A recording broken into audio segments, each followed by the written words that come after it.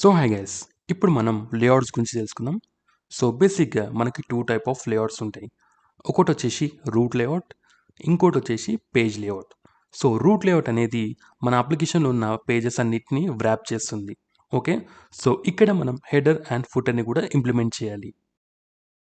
So page layout అనేది only ఒక specific పేజ్ని మాత్రమే వ్రాప్ చేస్తుంది.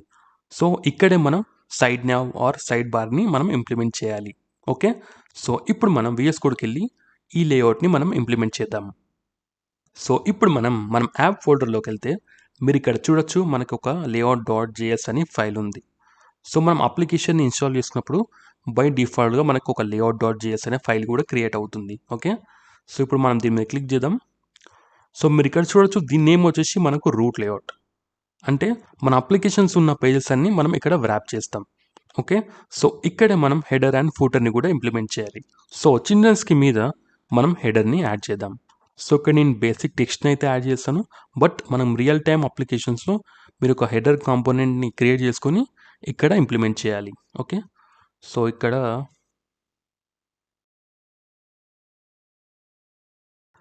నేను హెడర్ అండ్ ఫూటర్ని యాడ్ చేశాను కదా.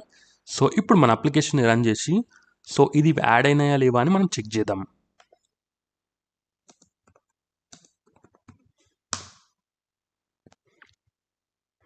సో మీరు ఇక్కడ చూడొచ్చు, నాకు హెడర్ అండ్ ఫూటర్ అనేది యాడ్ అయిపోయింది. ఓకే, సో ఇప్పుడు మనం పేజ్ లేఅవుట్ గురించి తెలుసుకుందాం. సో ఇక్కడ మనం కాంటాక్ట్ పేజ్కి వెళ్ళి మనం లేఅవుట్ని క్రియేట్ చేసుకుందాం. సో ఇక్కడ export default page function, okay children. So ఇక్కడ నేనేం చేశానంటే ఓన్లీ కాంటాక్ట్ పేజ్ని మాత్రమే వ్రాప్ చేస్తున్నాను. ఓకే, సో ఈ టైప్ ఆఫ్ లేఅవుట్స్లో మనం సైడ్ నావ్ ఆర్ సైడ్ బార్ని ఇంప్లిమెంట్ చేసుకుంటాం కదా.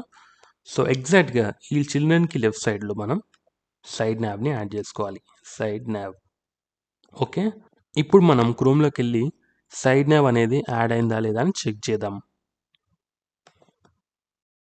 So localhost / contact. సో మీరు ఇక్కడ చూడొచ్చు, సైడ్ నావ్ అనేది యాడ్ అయింది. ఓకే, సో హెడర్ ఫూటర్ అనేది నా root layout. Okay, so side nav అనేది మన page layout. Okay, so I hope ఈ వీడియో మీకు అర్థమైంది అనుకుంటున్నాను. ఒకవేళ అర్థమైతే లైక్ చేయండి, షేర్ చేయండి, సబ్స్క్రైబ్ చేయండి. Thank you.